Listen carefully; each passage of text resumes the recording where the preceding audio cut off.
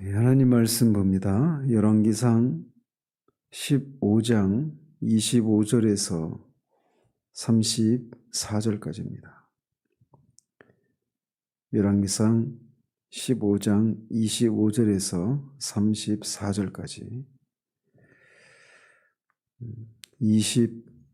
32절까지 같이 읽겠습니다.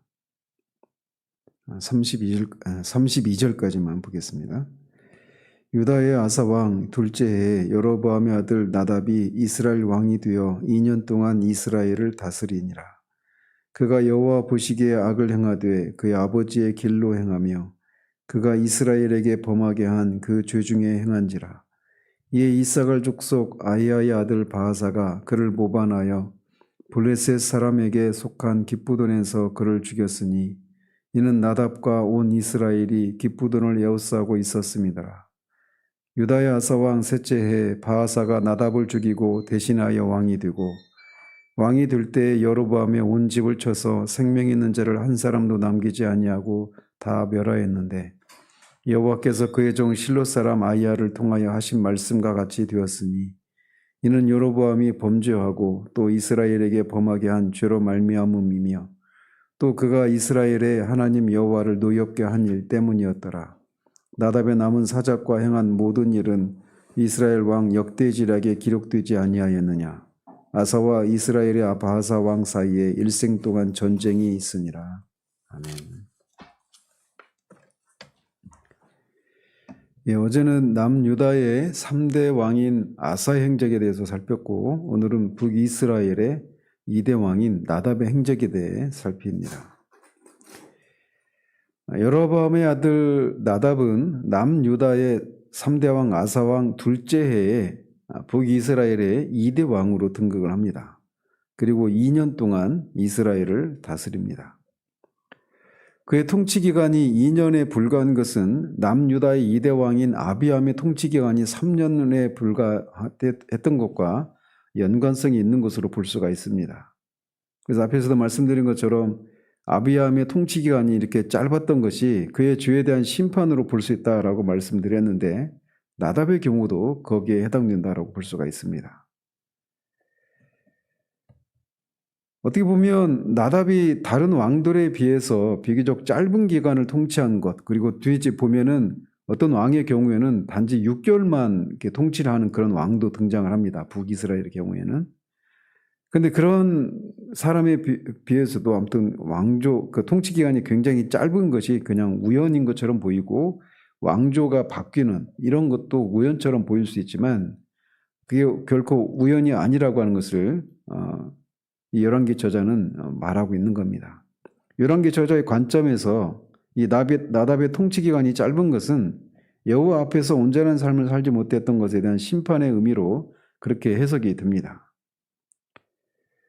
따라서 이 일은 앞에 그 아히야 선지자를 통해서 나답의 어머니이죠. 여로보암의 아내에게 이 얘기를 이미 예언한 바가 있습니다. 그럼에도 불구하고 나답이 그런 심판 선언을 받은 입장이 있다 하더라도 그가 하나님의 뜻대로 살려고 하는 그런 삶이 있었다라면 아마 그가 이렇게 짧은 기간의 그런 통치 기간으로 그 자신의 삶을 마무리하는 그런 일은 있지 않을 수 있었다. 이렇게도 볼 수가 있습니다. 이렇게 말씀드릴 수 있는 것은 북이스라엘에서 가장 악한 왕이 아합이라고 하는 왕이거든요. 근데 그 아합의 경우에도 이 나봇의 포도원과 관련해서 선지자의 그런 책망을 들었을 때 그가 일시적인 회개지만 어쨌든 하나님 앞에 회개를 합니다. 그래서 그때 당시에 바로 즉각적으로 하나님의 심판이 임하는 게 아니라 심판이 유보됩니다. 그리고 남유다에서 가장 악한 왕이 므낫세 왕입니다. 히스기야의 아들인. 므낫세 같은 경우도 하나님 앞에 악을 행하고 심판을 받게 되는데 그때 심판을 받게 되는 일을 통해서 하나님 앞에 회개를 합니다. 그래서 그 므낫세를 향한 하나님의 심판이 최종적인 심판이 유보가 돼요. 그렇기 때문에 나답의 경우에도 심판을 선고받았다 하더라도 그가 하나님 앞에 자신의 죄를 회개하고 하나님을 섬기는 일을 했다라면 이렇게 짧은 통치 기간으로 마무리되지는 않았을 거다. 이렇게 말씀드릴 수 있는 겁니다. 어쨌든 짧은 2년 동안의 이 통치 기간이었지만 그런 나답에 대한 하나님의 평가는 그가 여호와 보시기에 악을 행했다라고 하는 것이 나답에 대한 하나님의 평가였습니다. 이런 평가는 어제 살펴봤던 아사에 대한 평가와 정확히 대조를 이루고 있죠.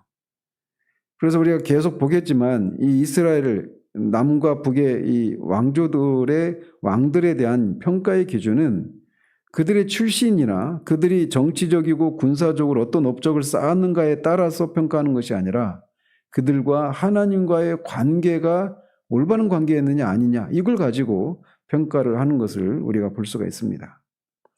그래서 아무리 인간적인 업적을 많이 쌓았어도 하나님과의 올바른 관계를 유지하지 못했다면 그는 나답과 같은 평가를 받아야만 합니다.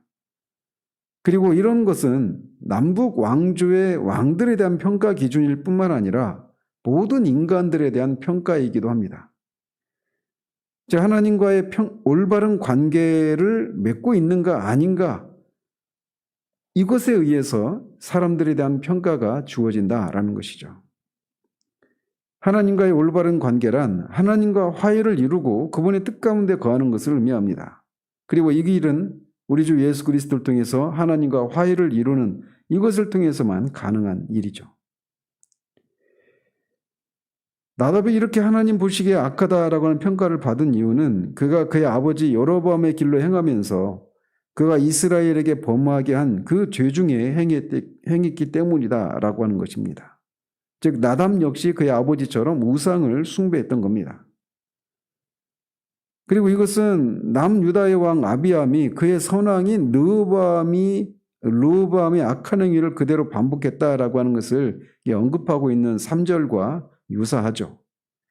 따라서 아비암과 나답이 다른 왕들과 비교해서 상당히 짧은 기간 동안만 통치했던 그것이 우연이 아니라 그들의 선왕들의 악한 행위를 따른 것에 대한 하나님의 심판이었다. 이렇게 유추하는 것이 무리한 해석이 아닌 것입니다. 즉 하나님께서는 남유다와 북이스라엘을 불문하고 선왕의 그릇된 전체를 밟는 왕들을 일찍 그 보위에서 폐하심으로써 다른 왕들에게는 경계를 삼게 하시고 또 두 왕국의 회복을 앞당기고자 하는 그런 섭리 가운데 그렇게 짧은 통치 기간만 허락하신 것이다. 이렇게 볼 수가 있는 겁니다. 그러면서 27절에서는 나답이 하나님의 심판을 받아서 폐위되게 된 표면적인 이유를 전달하고 있습니다. 그것은 그의 신하 이사갈 족속 아이야의 아들인 바하사의 모반 때문이라고 말을 합니다. 당시 블레셋은 이렇게 남유다와 북이스라엘 두 왕조가 계속해서 이 갈등과 전쟁을 벌이고 있는 틈을 타서 세력을 키워서 이 기쁘돈을 차지하고 있었습니다. 기쁘돈은 지금 이스라엘과 하마스가 지금 전쟁 중인데 이 하마스가 차지하고 있는 이 가자지구 있지 않습니까? 이 가자지구에서 서쪽으로 약 5km 떨어진 그런 고지대에 있는 전략적인 요충지였습니다. 그런 전략적인 요충지를 빼앗겼기 때문에 나답은 이 기쁘돈을 회복하기 위해서 이스라엘 군대를 이끌고 기쁘돈을 에워싸고 있었는데 바하사가 그때 모반을 한 것입니다. 여기서 모반했다라고 하는 단어가 다른 것에 묶거나 매는 것을 뜻하기도 하고 인간들이 서로 어떤 유대관계를 맺는 이런 것을 뜻하기도 합니다. 따라서 바하사가 나답을 모반했다라고 하는 것은 이 바하사가 다른 사람들과 관계를 맺고 즉 공모해서 이렇게 반란을 일으켰다 이렇게 의미를 전달하고 있는 겁니다. 이런 공모를 통해서 바하사는 나답을 암살하고 왕위를 찬탈하는 데 성공을 합니다. 이 결과 아이야 선제를 통해서 예언되었던 여로보암 왕조가 그의 아들 대에서 끊어질 것이다 라고 했던 예언이 완전히 성취가 되는 것입니다. 그럼에도 불구하고 이 하나님의 심판 예언을 성취하는 도구로 쓰임받은 이 바하사도 결국은 여로보암이 걸었던 우상 숭배의 길로 행함으로써 나답과 같은 똑같은 심판의 결국을 맞이하는 그런 어리석음을 범하게 됩니다. 즉 바하사도 모반을 통해서 뒤에 이제 시므이라고 하는 신하에 의해서 그의 아들이 죽게 되는데, 이런 모반을 통해서 획득한 왕권을 결국 그의 아들 때 시므이의 반란을 통해서 빼앗기고 말게 됩니다. 그래서 이제 뒤에 계속해서 이런 모반의 악순환이 북이스라엘의 왕조가 이 9개의 왕조가 계속 바뀌는 그런 일들이, 그런 악순환이 일어나고 맙니다. 한편 여기서 이 바하사가 나답을 죽였다라고 할 때 이 죽이다라고 하는 동사의 원형이 히브리어로 나카라고 하는 동사인데, 이거는 이제 기본적으로 치다라는 뜻으로서 이게 어떤 사역형으로 사용될 경우에는 전쟁에서 적을 죽일 때 사용되는 단어입니다. 따라서 이 바하사가, 신하인 바하사가 나답을 죽였다, 이런 이 말 속에는 이 바하사가 신하임에도 불구하고 왕인 나답을 마치 적을 죽이듯이 그렇게 살해했다라고 하는 그런 의미가 있는 겁니다. 그리고 동시에 이 나카라고 하는 동사는 하나님이 심판의 주체가 되실 때는 하나님이 심판으로 어떤 사람을 치신다, 이런 의미가 있는 겁니다. 따라서 이 동사를 바하사가 나답을 죽인 것에 이렇게 사용되고 있는 것은 바하사가 이 나답을 죽인 것이 하나님의 심판의 도구로 이런 일이 일어났다라고 하는 것을 말해주고 있는 것이죠. 그렇다고 해서 이 바하사가 나답을 죽인 죄가 나는 하나님의 심판의 도구로 쓰임받았어, 이렇게 해서 바하사가 죄가 없느냐? 그건 또 아닙니다. 그래서 이 열왕기서 저자는 나답과 북이스라엘 군대들이 기쁘돈을 포위하고 있는데 전념하고 있었다라고 하는 것을 강조하면서 그때 이 나답을 죽인 이런 것을 통해서 비록 그가 하나님의 심판의 도구로 나답을 죽인 것이지만 그 행동 자체가 또 하나님 앞에 범죄인 것이라고 하는 것을 이렇게 강조하고 있기도 합니다. 그런데 한편 이렇게 바하사가 나답을 배신했던 때가 기쁘돈을 공략하고 있을 때인데, 아이러니하게도 바하사의 아들인 엘라도 시므이라고 하는 이 장군에게 모반을 당해서 죽는데, 그때도 언제냐? 기쁘돈을 공략하고 있을 때입니다. 그래서 결국 이 바하사의 이 죄, 심판의 도구로 쓰임 받았지만 그것이 결국 죄이기 때문에 똑같은 그런 상황을 통해서 그 역시 그의 아들이 그렇게 모반을 당해 죽게 되는 그런 심판을 받게 되는 것을 보게 됩니다. 즉 이것을 통해서 이제 하나님이 뭘 말씀해 주고 계신 거냐면, 북이스라엘이 이렇게 하나님의 징계를, 악을 행했을 때 하나님의 징계를 받되 이렇게 블레셋과 대치하고 있는 절체절명의 위기 가운데서 이 왕이 살해되고 왕조가 교체되는 이런 방식으로 징계를 당하고 있습니다. 그런데 이에 비해서 똑같이 다윗 왕조, 남유다의 경우에는 그렇게 그들이 죄를 범했어도 이렇게 정권이 위험한 그런 상황 가운데서 징계를 받고 이런 것이 아니라 비교적 평안한 가운데서 그래도 어쨌든 징계가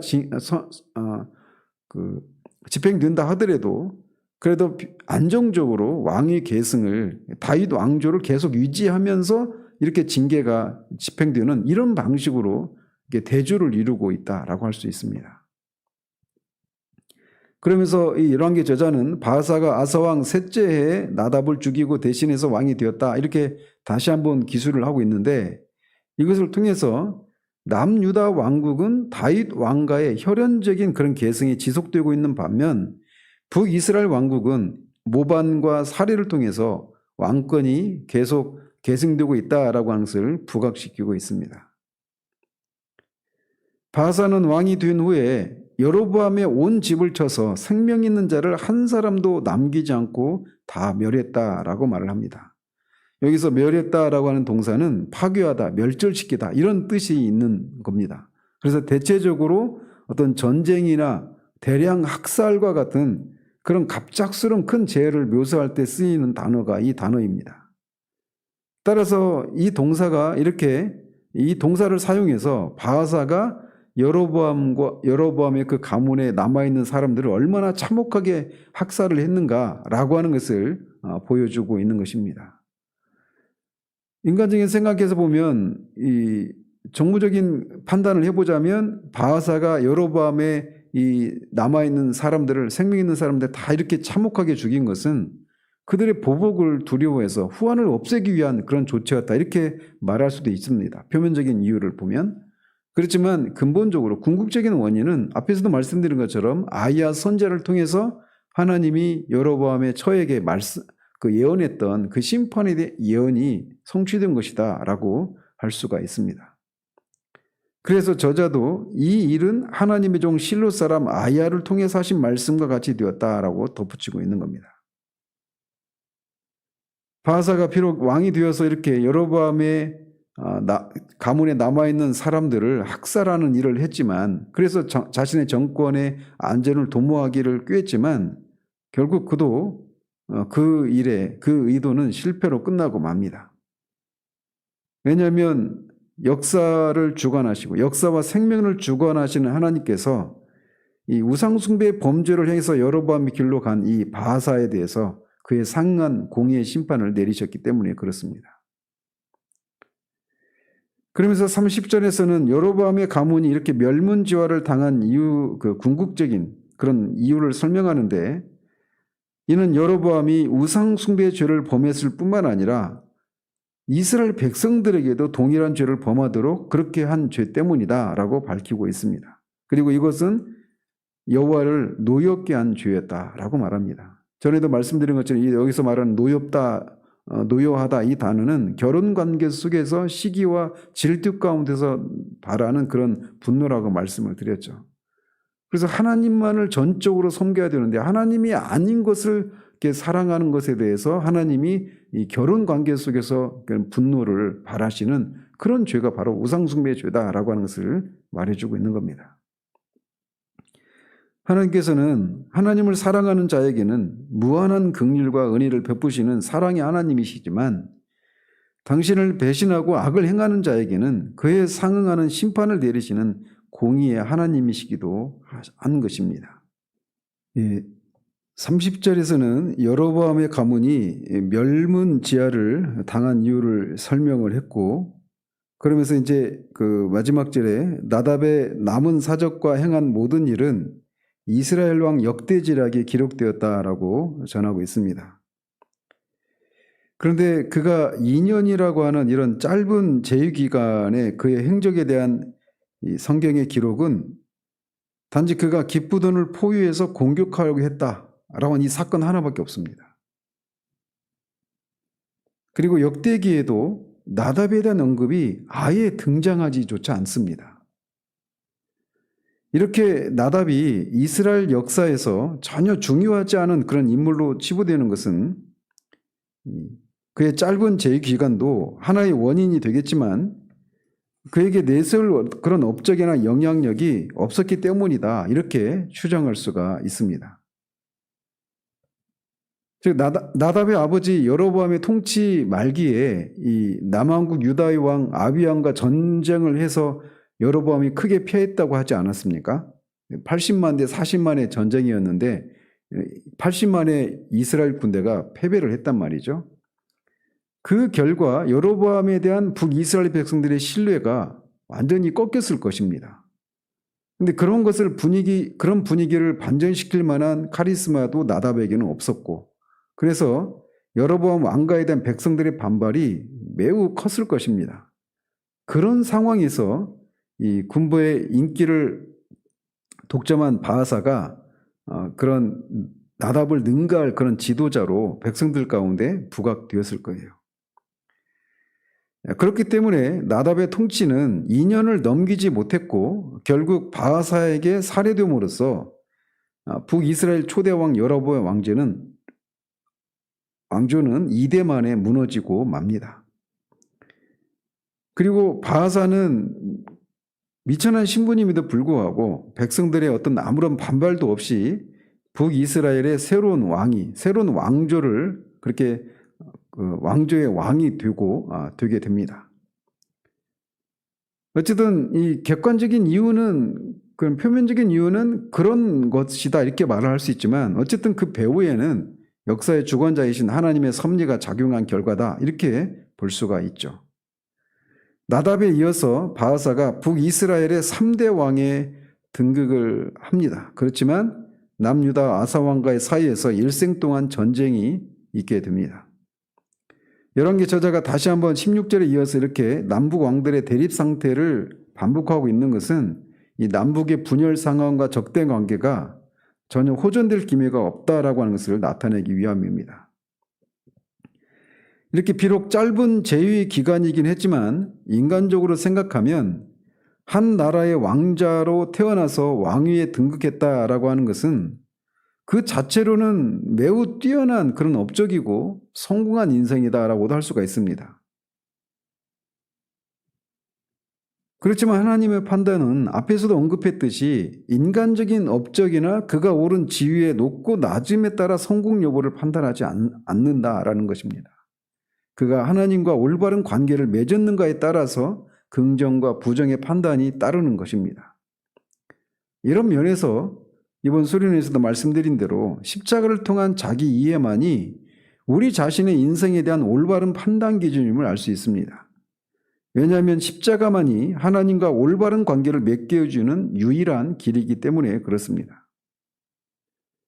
따라서 우리가 예수 그리스도를 믿어서 하나님과 화해를 이루었다라면 그 자체로 우리 인생은 이미 성공한 인생이다라고 하는 것을 우리가 붙들고 그것에 따라서 우리의 삶을 살아야 됩니다.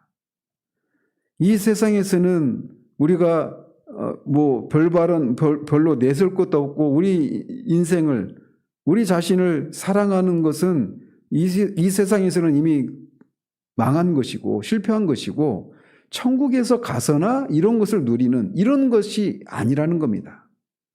신앙은 결코 피안의 세계를 향한 현실 도피를 위해서 피안의 세계로 도망치는 것이 신앙이 아닙니다.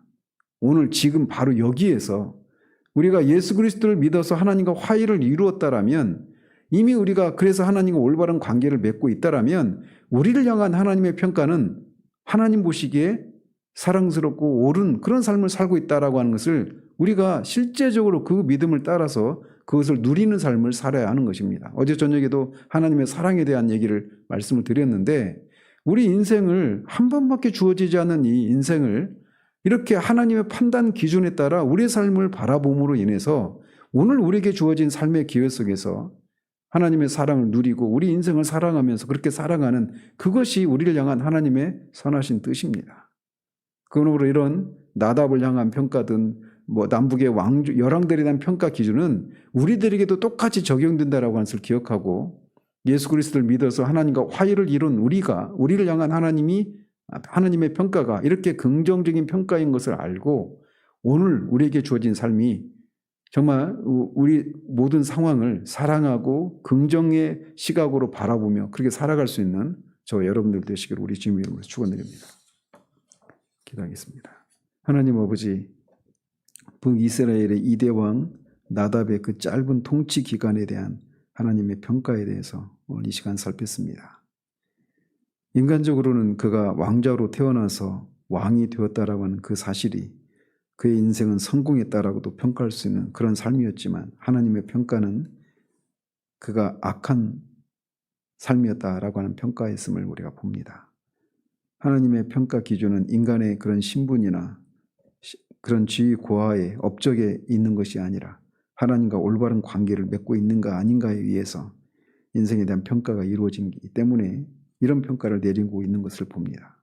이 평가 기준은 열왕들에 대한 평가 기준일 뿐만 아니라 모든 인간에 대한 평가의 기준임을 우리가 기억하고, 예수 그리스도를 믿어서 우리가 하나님과 화해를 이루고 하나님이 우리를 그렇게 의로운 자로 그렇게 우리를 보신다라면 우리의 인생 또한 이미 성공한 인생인 것을 우리가 기억하고, 오늘 우리에게 한 번밖에 주어지지 않는 우리의 삶을 그렇게 긍정하며 사랑하며 살아가는 우리들 될 수 있도록 도우시기를 원합니다. 예수 그리스도 이름으로 기도합니다.